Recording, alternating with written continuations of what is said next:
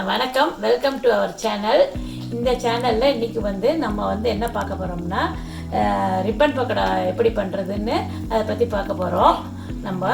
அப்புறம் அதற்கு தேவையானது என்ன என்றால் இந்த கடலை மாவு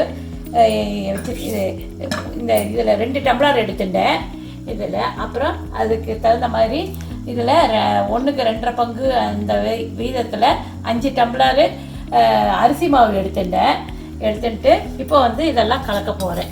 நான் அது நல்லா மிக்ஸ் பண்ணிட்டுருக்கேன். நான் நல்லா இப்போ மிக்ஸ் பண்ணிட்டுருக்கேன். மிக்ஸ் பண்ணிவிட்டு இது உப்பு, இந்த தண்ணி உப்பு தண்ணி சேர்க்க போகிறேன். தேவையான அளவு அவர்களுக்கு தேவையான அளவு உப்பு சேர்த்துக்கலாம். நான் இப்போ இந்த அளவுக்கு சேர்த்துருக்கேன்.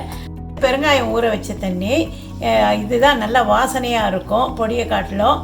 அப்புறம் இது ஏற்கனவே உப்பு ஊற வச்ச தண்ணி, இதை நான் சேர்த்துட்டேன் இதில். இப்போ இது வெண்ணெயை உருக்கி வச்சுருக்கேன். நான் உருக்கி வச்சதை இப்போ நான் ஊற்ற போகிறேன்.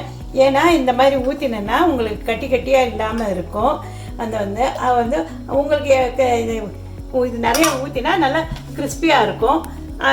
உங்களுக்கு தேவையான, உங்களுக்கு எப்படி தோன்றதோ அந்த மாதிரி தேவையான அளவுக்கு ஊற்றுங்க. நீங்கள் சும்மா ஒரு முறுக்கு பண்ணிவிட்டு டேஸ்ட் பண்ணிவிட்டு அப்புறம் தேவைப்பட்டது இது பண்ணுங்கள்.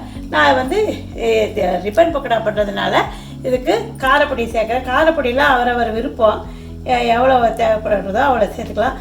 இது ரெட் சில்லி பவுடர். இது ரொம்ப காரம் வேண்டாதவங்க இந்த காஷ்மீரி சில்லி பவுடர் போடலாம்.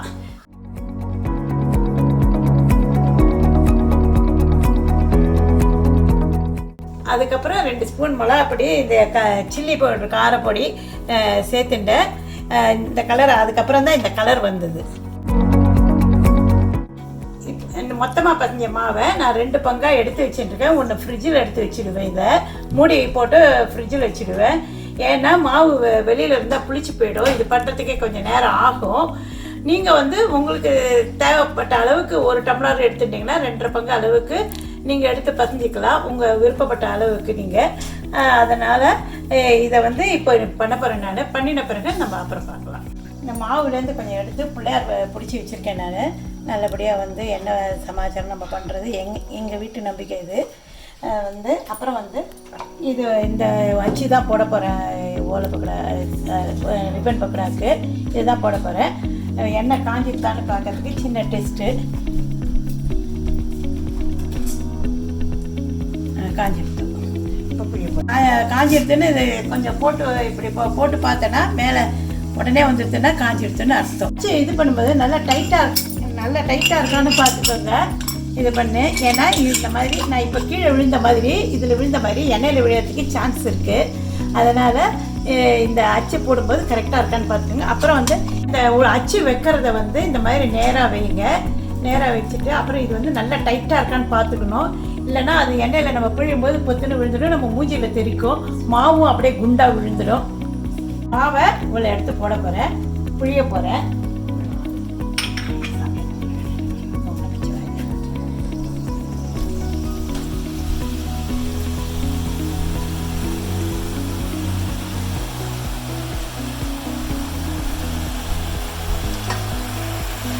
புழிஞ்ச பிறகு இதை எடுத்து இந்த இதை எடுத்து இது தண்ணிக்குள்ளே போட்டுருங்க. அப்போ பாருங்கள், இதில் அடைச்சிட்டு இருக்கு பாருங்கள். இதில் இந்த அடைச்சிட்டு இருக்கிறதெல்லாம் தண்ணியில் போட்டுட்டோன்னா வந்துடும்.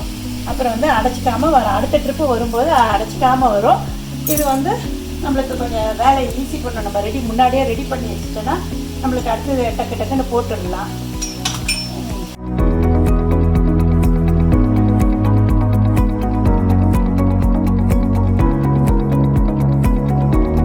வேணா நீங்கள் உபயோகப்படுத்திக்கோங்க. உங்களுக்கு என்ன நல்லா போட தெரியும்னா இது பண்ணுங்க. மேலே தெரிக்காமல் இருக்கிறதுக்கு இப்படி உபயோகப்படுத்திக்கலாம்.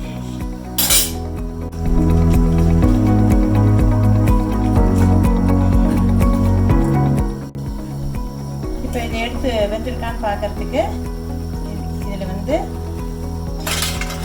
இப்படி சத்தம் கேட்டதுன்னா வெந்திருக்குன்னு அர்த்தம். நல்லா சத்தம் கேட்கும். இது எங்கள் மாமியார் எனக்கு சொல்லிட்டு நல்லா வந்திருக்கிற மாதிரி இருக்குது. இது பேத்திக்கிட்ட கொடுக்குறேன், பார்த்து சொல்லு எப்படி இருக்குது.